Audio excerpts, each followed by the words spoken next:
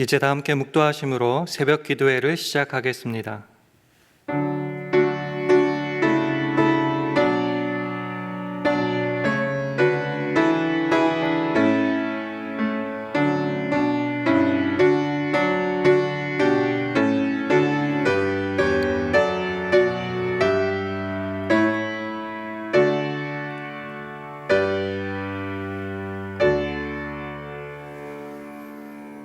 여호와는 나의 산업과 나의 잔의 소득이시니 나의 분깃을 지키시나이다. 내게 줄로 재어준 구역은 아름다운 곳에 있으며 나의 기업이 실로 아름답도다. 나를 훈계하신 여호와를 송축할지라. 밤마다 내 심장이 나를 교훈하도다. 내가 여호와를 항상 내 앞에 모심이여 그가 내 우편에 계심으로 내가 유동치 아니하리로다. 아멘. 하나님 아버지, 이 아침에도 주님 안에서 눈을 뜨고 주님 안에서 소망을 가지며 주님과 함께 하루를 시작하게 하시니 참 감사합니다. 세상에 좋은 것 많다 하지만 오직 주님만이 나의 산업과 나의 잔의 소득이심을 고백하기에 오늘도 그 말씀을 따라 살며 여호와를 항상 내 앞에 모십니다.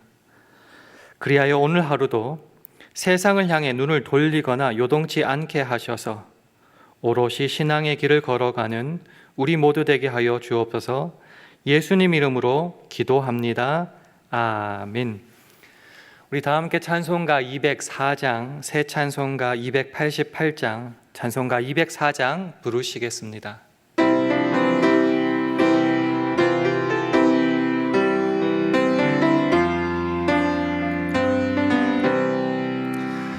예수로 나의 구주 삼고 성령과 피로써 거듭나니 이 세상에서 내 영혼이 하늘의 영광 누리도다. 이것이 나의 간증이요 이것이 나의 찬송일세. 나 사는 동안 끊임없이 구주를 찬송하리로다.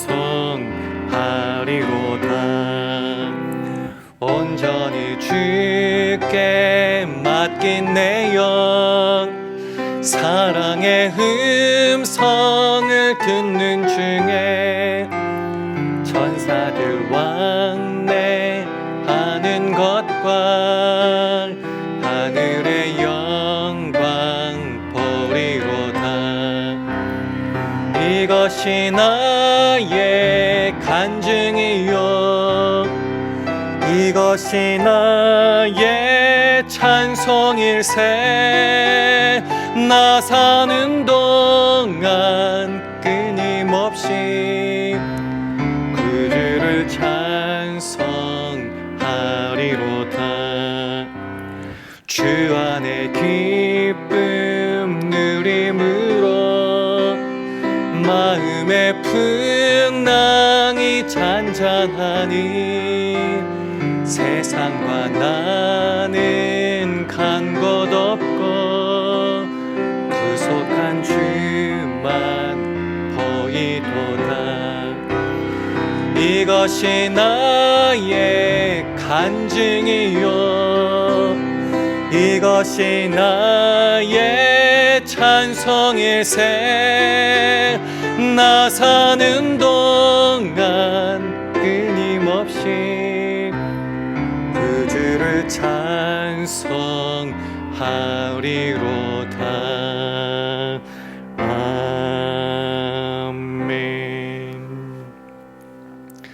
오늘 주신 하나님의 말씀은 사도행전 14장 19절에서 28절 말씀입니다. 신약 성경 213면 사도행전 14장 19절에서 마지막 28절까지의 말씀을 한 절씩 교독하시겠습니다. 유대인들이 안디옥과 이고니온에서 와서 무리를 초인하여 돌로 바울을 쳐서 죽은 줄로 알고 성 밖에 끌어내치니라. 제자들이 둘러섰을 때에 바울이 일어나 성에 들어갔다가 이튿날 바나바와 함께 더베로 가서 복음을 그 성에서 전하여 많은 사람을 제자로 삼고 루스드라와 이고니온과 안디옥으로 돌아가서 제자들의 마음을 굳게 하여 이 믿음에 거하라 권하고, 또 우리가 하나님 나라에 들어가려면 많은 환난을 겪어야 할 것이라 하고, 각 교회에서 장로들을 택하여 금식 기도하며 저희를 그 믿음 바 주께 부탁하고 비시디아 가운데로 지나가서 밤빌리아에 이르러 도를 버가에서 전하고 아달리아로 내려가서 거기서 배 타고 안디옥에 이르니, 이곳은 두 사도의 이룬 그 일을 위하여 전에 하나님의 은혜에 부탁하던 곳이라. 이르러 교회를 모아 하나님이 함께 행하신 모든 일과 이방인들에게 믿음의 문을 여신 것을 고하고 제자들과 함께 오래 있으니라. 아멘. 할렐루야. 월요 새벽 기도에 나오신 여러분들에게 하나님의 은혜와 평강이 함께 하시기를 기원합니다. 함께 예배 드리시는 분이 계시다면 주의 평강을 기원하며 샬롬으로 인사하는 시간 가지겠습니다. 샬롬, 샬롬. 오늘 본문 말씀을 우리가 읽었는데요, 이 앞의 상황부터 한번 정리해 봤으면 좋겠습니다.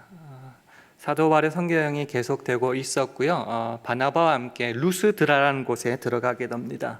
거기서 우리가 잘 아는 장면이 벌어집니다. 발을 쓰지 못하는 사람, 즉 나면서부터 안진뱅이여서 걷지 못하는 사람을 고쳐줍니다. 이를 본 사람들이 난리가 나죠. 바나바를 제우스다, 사도 바울을 헤르메스다 칭하며 제사까지 드리려고 하는 장면이 나옵니다. 이를 겨우겨우 말리면서 살아계신 하나님을 증거하며 복음 전하러 왔다라고 전하는 그 멋진 장면이 이 앞에 있는 8절부터 나오게 됩니다. 우리가 예수 그리스도를 주로 고백한 이후에 우리가 고백하고 기대하게 되는 그 멋진 신앙상의 기적과 승리, 그런 감동받는 장면이 나오게 된다는 것이죠.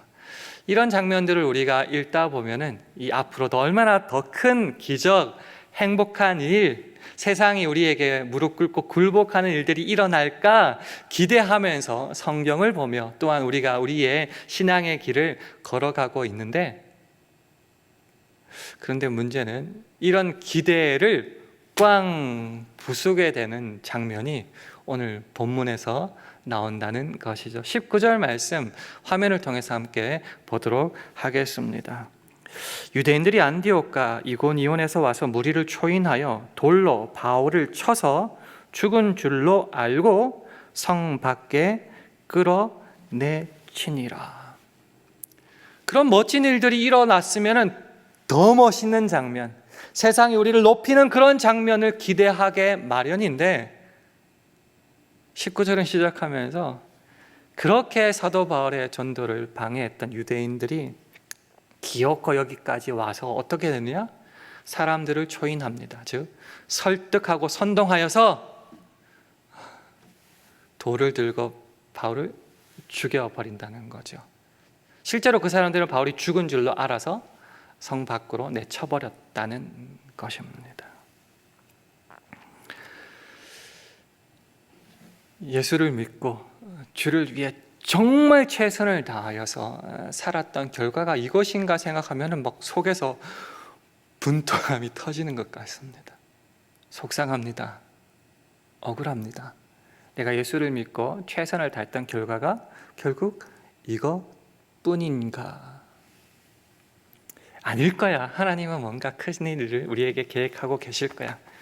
이제 한번 꼬꾸라졌으니 세상 사람들에게 짜잔 나타나면서 굴복시키실 놀라운 일을 펼쳐내 보이실 거야. 우리는 또 기대하게 됩니다.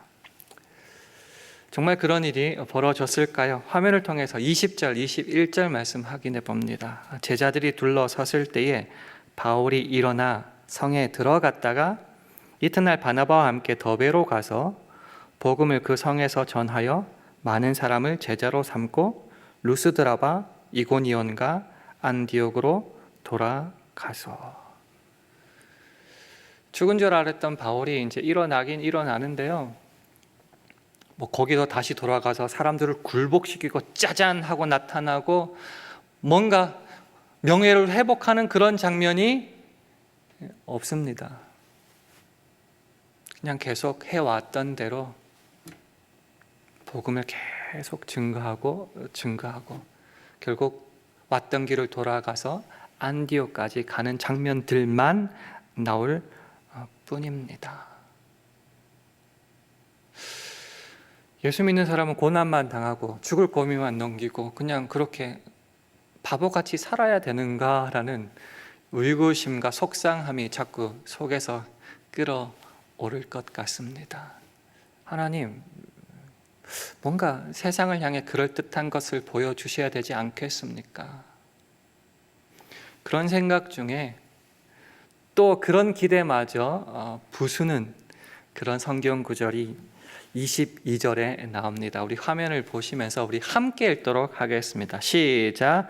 제자들의 마음을 굳게 하여 이 믿음에 거하라 권하고 또 우리가 하나님 나라에 들어가려면 많은 환난을 겪어야 할 것이라 하고.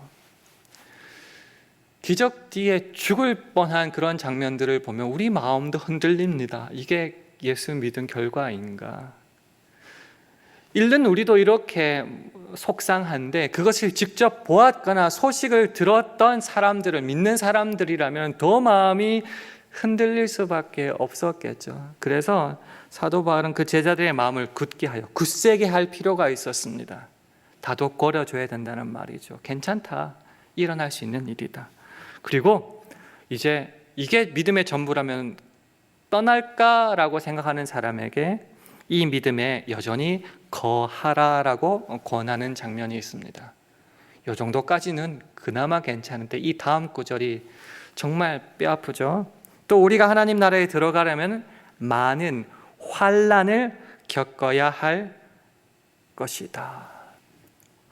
예수를 믿고 걸어가는 이 길은 많은 환난을 겪어야 하는 길이다. 이제 소망조차 없어지는 것 같아요. 이게 끝인가?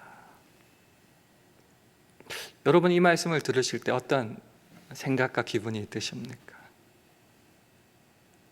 사실 사도 바울이 다메섹 도상에서 부활하신 예수님을 만나 눈이 멀었을 때 그를 고쳐준 사람이 아나니아였습니다.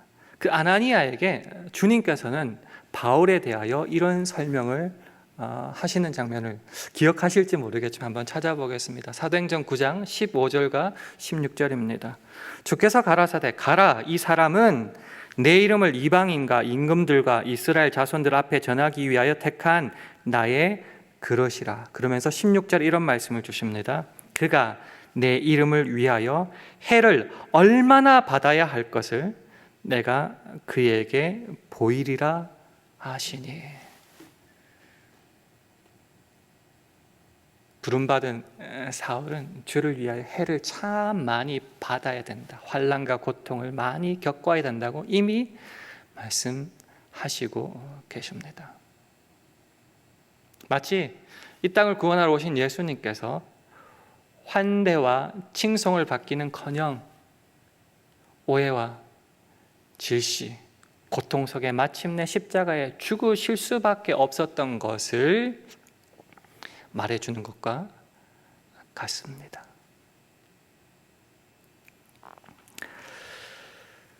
이런 일들을 계속 말씀드리면 결국 저에게 이렇게 질문하시는 분이 계실 수도 있겠습니다. 그러면 도대체 무슨 말을 하고 싶어 하시는 겁니까? 그냥 너희들은 죽었다 생각하고 예수 믿고 무조건 환난과 고통 속에 그냥 계속 있어라, 이 말씀을 하고 싶습니까? 라고 질문하실 수도 있겠지요.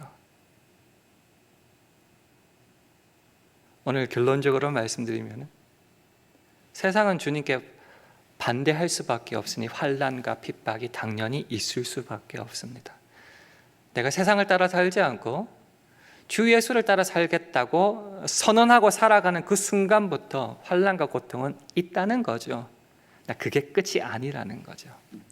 그러나 전능하신 우리 하나님은 그 상황 속에서도 여전히 당신의 일을 하고 계신다. 우리 쪽 입장에서 보면은 하나님은 세상보다 크시고 환난보다 크시고 사람보다 크시다라는 것이죠. 그러니 우리는 그 환난을 바라보며 넘어지지 말고 그 속에서 여전히 일하시고 합력하여 선을 이루시는 하나님을 바라보며 이 신앙의 길을 묵묵히 걸어가자라는 것이 오늘 말씀의 결론이라는 것입니다. 세상은 죄로 죽을 수밖에 없어 이 땅에서 구원 얻어 예수 그리스도를 구주로 영접하여 저 하늘나라의 소망을 품었다고 하면서도 우리는 결국 바라는 것이 세상의 것일 때가 참 많습니다. 우리의 눈이 세상에 고정되니 항상 하는 말들이 생기게 됩니다. 그것이 무엇인가? 내 생각에는, 내 경험으로는 어떤 일들이 발생하더라도 소망을 세상에 두니 내 명철을 의지하고, 그러기 때문에 말씀을 듣고 기도한다고 말하면서도 하나님의 말씀을 따르지 않을 때가 참 많다는 것이죠. 그런 생활을 하다 보면 환난과 핍박은 말이 안 되는 것이고 이해가 되지 않는 것이고, 그러니 이 신앙의 길을 포기하고 싶을 때가 참 많아진다는 것이죠. 그럴 때마다 우리 마음속에 꼭 새겨야 될 성경 구절이 있습니다. 그것이 바로 잠언 3장 5절과 6절 말씀입니다. 너는 마음을 다하여 여호와를 의뢰하고 내 명철을 의지하지 말라. 너는 범사의 그를 인정하라. 그리하면 내 길을 지도하시리라. 주님만이 참 생명의 길이요 복된 길이라 우리는 찬송 부르지 않습니까? 예수를 믿고 난 후에 정말 최선을 다해 주님의 길을 걸어간다 할지라도 때로는 사도 바울처럼 핍박과 고난과 환난이 닥쳐올 수 있고, 아니 그것이 당연할 수 있습니다. 그렇지만은 우리는 그것만을 바라보지 않고 그 너머에 하나님을 바라보는 것이죠. 그 속에서도 여전히 하나님은 성실하게 일하시고 나를 통하여 주의 열매를 맺기를 원하신다. 내 생각엔 지금 틀린 것 같고 아닌 것 같다 할지라도 하나님을 믿기에 나는 순종하며 이 길을 끝까지 걸어가겠습니다. 이것이 단순히 우리가 걸어가야 될 길이다라는 것을 넘어서서 우리가 반드시 넘어서야 될 신앙의 시험이요 고비라는 것입니다. 때로 우리가 너무 나이브하게 예수를 믿고 내 생각대로 예수님이 우리에게 복을 주실 거라 생각할 때가 많습니다. 아니요. 예수를 제대로 믿으면 세상은 오히려 우리를 죽이려고 한다는 것을 분명히 잊지 말아야 됩니다. 그렇기 때문에 이 고비가 더욱더 깊이 하나님을 의지하고 이 신앙의 길로 들어가느냐 마느냐에 대한 걸림돌이 된다, 이 말입니다. 좁은 길로 가야 되는데 그런데 그것이 협착하다는 것이죠. 힘들다는 것이죠. 그래서 우리는 자꾸 거기서 멈춰버린다는 겁니다. 출애굽을 해서 가나안에 들어가야 되는데 홍해를 건넌 거기서 머무르고 즐기고 만족하며 끝내고 싶은 것이 우리 인간들의 마음이라는 것입니다. 그러지 말아야 된다는 것이죠. 이 환난에 대한 우리의 생각을 내려놓고 주를 믿음으로 이것을 넘어서야 된다는 것이죠. 또 말할지 모르겠습니다. 말은 참 좋아요. 거창하고 그게 맞는 줄 압니다. 그러나 실제로 하나님 역사가 어떤지 내 눈으로 못 볼 때 어떻게 이 길을 걸어갈 수 있겠습니까? 한 번밖에 없는 인생이라고 하는데 어떻게 주님을 믿고 이 길을 걸어갈 수 있겠습니까? 오늘 그래서 성경에서 두 가지 예를, 이 말씀이 맞다는 두 가지를 한번 찾아봤으면 좋겠습니다. 첫 번째는 사도행전 12장의 사건인데요. 거기를 보시면은 여러분이 잘 알다시피 초대교회가 성령 강림 이후에 놀랄 만한 부흥을 이루면서 정말 최선을 다해 주님을 전합니다. 좋은 일들이 계속 일어나면 좋겠는데 큰 환난과 박해가 닥치죠. 헤롯이 야고보를 죽여버립니다. 게다가 베드로가 감옥에 갇힙니다. 주를 위해 열심히 일했는데 환난이 닥치고 이제 소망이 없는 것 같습니다. 지도자들이 이렇게 죽어나가고 옥에 갇히니까 이제 어떻게 될까 두렵고 떨리지요. 그래서 초대교회가 끝이 났을까요? 여전히 사람들은 하나님을 믿고 기도합니다. 그때 하나님께서는 천사를 통하여 베드로를 옥에서 구출해 주십니다. 그게 끝이라고 하면은 좀 답답하죠? 그게 정말 끝인가? 놀라운 일이 거기서 또 계속 됩니다. 어떤 일이 벌어지는가? 사도행전 12장 23절을 함께 화면을 통해 보겠습니다. 그 헤롯이 영광을 하나님께로 돌리지 아니하는 고로 주의 사자가 곧 친히 여기 충은 벌레를 말합니다. 벌레가 먹어 죽으니라. 하나님께서 일을 만들어 가시죠. 놀랍습니다. 어떻게 보면은 그 박해받은 초대교회가 회복되고 그런 일들은 없는 것처럼 보입니다. 그러나 하나님은 이 헤롯을 벌레로 죽여버리신다는 것이죠. 복수가 끝입니까? 이 다음 구절이 사실은 더 중요해요. 그 다음 24절 말씀을 함께 보겠습니다. 함께 읽어볼까요? 시작. 하나님의 말씀은 흥왕하여 더하더라. 세번역은 이렇게 번역합니다. 하나님의 말씀이 점점 더 널리 퍼지고 믿는 사람이 많아졌다. 초대교회 지도자가 죽어나가고 감옥에 갇히는 그런 힘든 박해와 어려움 속에서 끝이 날 것 같은데 오히려 말씀이 흥황하여지고 믿는 사람의 숫자가 늘어난다. 무엇을 말하는 거죠? 그 모든 상황을 합력하여 하나님은 기필코 선을 이루고야 마신다. 역설 같죠? 거짓말 같죠? 이것이 하나님의 능력입니다. 오히려 환난이 기폭제가 되어 더욱더 말씀이 흥황하는 결과로 나타날 수 있다는 말입니다. 또 다른 예를 한번 들어볼까요? 빌립보서 우리가 좋아하는 구절들 참 많은데요. 사실 사도 바울이 빌립보 교회를 안정화시키기 이전에 감옥에 갇혀버립니다. 걱정이 얼마나 많았겠습니까? 어린아이와 같은데. 또 사도가 복음을 전하다가 옥에 갇혔다는 소식 때문에 사도권도 도전을 받고 그를 시기하는 사람들도 난리를 치니까 얼마나 걱정이 되겠습니까? 그러면 빌립보 교회는 끝나고 복음의 사역은 거기서 끝나 버렸을까요? 감옥에서 사도 바울은 이 고백을 합니다. 빌립보서 1장 12절과 18절 말씀 제가 읽어보겠습니다. 형제들아, 나의 당한 일이 도리어 복음의 진보가 된 줄을 너희가 알기를 원하노라. 이런 어려움 속에서 오히려 복음은 진보, 앞으로 나가는 일들이 일어났다는 거죠. 18절은 이렇게 말합니다. 그러므로 무엇이뇨?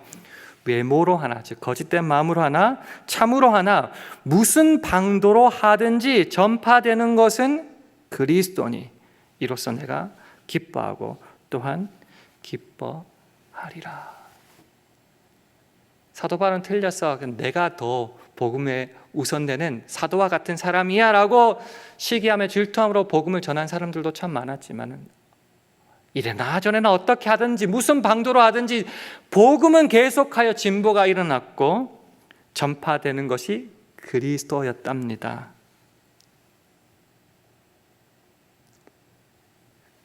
우리가 주님을 바라볼 때 하나님은 여전히 일하고 계셨다는 것이죠. 오늘도 일어나고 깨닫게 되는 것, 억울하다, 속상하다, 죽겠다 하나님 도대체 뭐 하시나? 내 기도는 안 들어주시나? 그러지 말라는 것이죠. 그런 속에서 하나님은 여전히 계속하여 일하고 계셨다는 것이죠. 복음의 진보가 일어나게 하셨고 말씀이 흥하게 하셨다는 것이죠. 그래서 방금 읽었던 18절은 마지막 구절이 되게 독특해요. 이로써 내가 기뻐하고 또한 기뻐하리라. 당장 눈앞에는 옥의 모습이죠. 내가 감옥에 갇혀 있는 모습이죠. 그러나 하나님이 이를 통해서도 여전히 일하심을 믿기에 실망하고 좌절하고 원망하고 불평하는 것이 아니라 기뻐하고 기뻐하는 것이 나의 모습이다라는 것이죠. 빌립보서 4장 4절에 우리가 잘 아는 이런 말까지 하죠. 주 안에서 그러니까 항상 기뻐하라. 내가 다시 말하노니 기뻐하라. 세상보다 사람보다 환난보다 더 큰 주님을 내가 믿고 깨달으니 내가 할 일은 기뻐하는 것이다.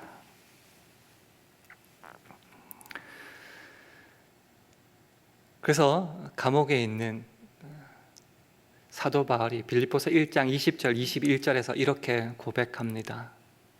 나의 간절한 기도와 소망을 따라 아무 일에든지 부끄럽지 아니하고 오직 전과 같이 이제도 온전히 담대하여 살든지 죽든지 내 몸에서 그리스도가 존귀히 되게 하려 하나니 이는 내게 사는 것이 그리스도니 죽는 것도 유익함이니라. 환난을 당하고 옥에 갇히고 예수 믿는 결과가 이것이냐 때로 원망스러울 때가 있지만은 나의 간절한 기대와 소망을 따라서 저는 오늘 이 말씀을 꼭 드리고 싶어요. 아무 일에든지 부끄럽지 아니하고 환난 받고 돌에 맞아 죽을 뻔한 것들 부끄럽지 않습니다. 왜요? 살든지 죽든지 내 몸에서 그리스도가 존귀되게 하려 하기 때문입니다. 이것을 통하여서도 하나님은 역사하시기 때문입니다. 내게 사는 것이 그리스도니 죽는 것도 고난 받는 것도 돌에 맞아 죽을 뻔한 것도 유익이라고 고백하면서 항상 기뻐할 수 있는 것입니다. 오늘 우리가 찬송했던 찬송가 204장 3절 가사 이렇게 됩니다. 주 안에 기쁨 누림으로, 세상 기쁨 아니에요. 주님께서 주시는 그 기쁨이에요. 주 안에 기쁨 누림으로 마음의 풍랑이 잔잔하니, 억울해 죽겠다고 마음이 번민하고 괴로운 그 모든 마음의 풍랑이 주 안의 기쁨 때문에 잔잔할 수 있습니다. 그 다음에 어떻게 되냐고요? 세상과 나는 간 곳 없고, 세상에서 성공해야 되고 이렇게 오해받지 말아야 되고 남들에게 높이 우뚝 서서 자랑해야 되는 그런 모든 것들, 내가 하는 그런 모든 것들 간데 없다는 것이죠. 마지막은 이렇게 말합니다. 구속한 주만 보이도다. 말씀을 정리해보고자 합니다. 조금 전에도 말씀드렸다시피 때로 아침에 눈 뜨자마자 드는 생각, 억울해 죽겠다, 미치겠다, 이 오해가 빨리 풀렸으면 좋겠다, 왜 이 모양 이 꼴이냐, 예수 믿는 복이 이거냐, 하나님 왜 내 기도 안 들어주시냐 라는 마음으로 시작할 때에 오늘 말씀을 한번 기억해 주십시오. 그리고 그 모든 것들을 통하여서도 하나님은 분명히 일하시고 계심을 확인할 수 있기를 원합니다. 그래서 먼저 우리 지킬 만한 모든 것보다 내 마음을, 우리들의 마음을, 생각을 지킬 수 있기를 원합니다. 빌립보서 4장 6절 7절 말씀 제가 한번 읽어봅니다. 아무것도 염려하지 말고 오직 모든 일에 기도와 간구로 너희 구할 것을 감사함으로 하나님께 아뢰라. 그리하면 모든 지각에 뛰어난 하나님의 평강이 그리스도 예수 안에서 너희 마음과 생각을 지키시리라. 항상 드리는 말씀이죠. 환경을 변화시킨다보다 더 중요한 것은 마음과 생각을 지키는 겁니다. 환경보다, 세상보다, 사람보다 더 큰 분이 하나님이시기에 중요한 것은 마음과 생각을 지키는 겁니다. 그것 없어도 나는 예수 믿는 것만으로 충분히 만족하고 살아갈 수 있다는 것을 우리의 삶으로 드러낼 수 있기를 축원합니다. 그렇게 마음을 지킬 때에, 생각을 지킬 때, 주님을 믿고 주님만으로 충분할 때에 우리는 오늘 하루 어떻게 살아야 될까? 마지막 성경 구절이죠. 빌립보서 4장 9절 말씀을 우리 한 목소리로 함께 읽겠습니다. 시작. 너희는 내게 배우고 받고 듣고 본 바를 행하라. 그리하면 평강의 하나님이 너희와 함께 계시리라. 그 마음과 생각을 지킬 때 말씀이 우리들에게 가르쳐 주신 그대로 믿고 감사함으로 행하면 됩니다. 그럼 어떻게 한다고요? 앞날을 누가 책임지신다고요? 평강의 하나님이 우리와 함께 하심으로 책임져 주신다.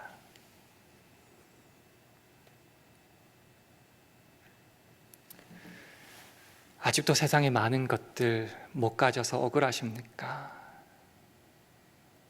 그게 우리 주님보다 더 크게 여겨지십니까? 그럼 결국 이 신앙의 길을 못 걸어가겠지요. 환난보다, 내 억울함보다, 그 사람보다, 이 세상보다 하나님이 더 크심을 믿을 때에, 그래서 그 주님만이 내게 있으면 나는 족합니다라고 고백할 때에 오늘은 묵묵히 이 길을 걸어갈 수 있습니다. 이 말씀에 동의하십니까? 이 말씀을 굳게 믿고 오늘 하루도 간절한 소망과 기대를 따라서 이 길을 묵묵히 걸어갈 수 있는 저와 여러분 되기를 주님의 이름으로 축원합니다. 기도하겠습니다. 기도 제목 드립니다. 주여, 때로 이해 안 되는 상황이 자꾸 발생될 때에 자꾸 내 생각과 명철대로 판단하려고 하지만은 아닙니다. 주님, 주님만으로 충분함을 고백합니다. 주님께만 순종하는 오늘 하루 되게 해달라고 기도해 주시기 바랍니다. 우리 교회와 가정, 직장과 사업, 자녀들을 주님 붙잡아 주시고 오늘 살아갈 일용할 양식과 영육간의 강건함도 허락해 달라고 기도해 주시기 바랍니다. 마지막으로 주여, 오늘도 성령 충만하게 해주셔서 주 안에서 기뻐하고 기뻐하며 이 길을 걸어가게 해달라고 우리 합심하여 함께 기도하시겠습니다.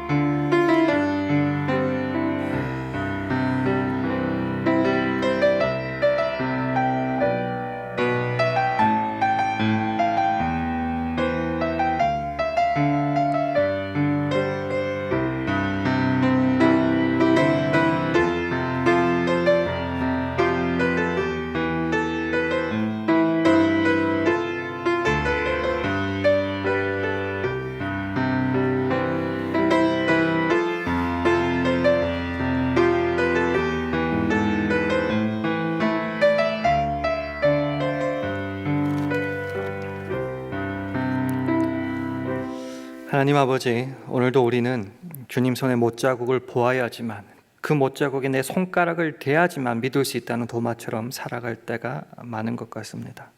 내 생각에 맞지 않고 이해되지 않는 그런 모습 속에 너무나 쉽게 낙담하고 절망하고 포기할 때도 많습니다. 주여, 세상보다 주님을 크게 보는 믿음을 다시 회복하게 하셔서 주님만으로 충분함을 오늘 하루 확인하게 하여 주시옵소서. 그래서 어떤 상황 속에서도 이 믿음의 길을 온전히 걸어가서 하나님께서 그 속에서 어떻게 합력하여 선을 이루시는지 확인할 수 있는 복된 하루 되게 하여 주시옵소서. 예수님 이름으로 기도합니다. 아멘. 하늘에 계신 우리 아버지여, 이름이 거룩히 여김을 받으시오며 나라 임하옵시며 뜻이 하늘에서 이룬 것 같이 땅에서도 이루어지이다. 오늘날 우리에게 일용할 양식을 주옵시고 우리가 우리에게 죄 지은 자를 사하여 준 것 같이 우리 죄를 사하여 주옵시고 우리를 시험에 들게 하지 마옵시고 다만 악에서 구하옵소서. 대개 나라와 권세와 영광이 아버지께 영원히 일사옵나이다. 아멘.